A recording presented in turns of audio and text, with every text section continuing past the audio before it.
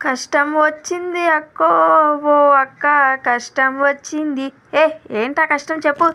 ఏముందండి, గ్యాస్ పొయ్యి ఏమో అయిపోయింది. ఇక ఏ చెయ్యాలన్నా స్టవ్ మీదే చెయ్యాలి. అన్నం వండాలి, కూర వండాలి, టిఫిన్ వేయాలి. ఇవన్నీ గ్యాస్ బండతోనే, చిన్న గ్యాస్ బండతోనే చెయ్యాలండి. మరి కష్టం రాక ఏముంటుందండి. పొద్దున్నకల్లా పిల్లలకి బాక్సులు పెట్టాలి, టిఫిన్లు పెట్టాలి. ఏదొక్కటి తక్కువైనా ఇక హస్బెండ్ దగ్గర తిట్లు. కొంచెం మార్నింగ్ లెగుతామంటే మనం అట్టా లెగము. ఏ టైం అయితే ఆ టైమే లెగుతాము. ఇంకా కొంచెం లేట్ కన్నా లెగుస్తాం, కానీ ముందు లేసే మనకి అలాంటి గుడ్ హ్యాబిట్స్ అయితే లేవు కదా.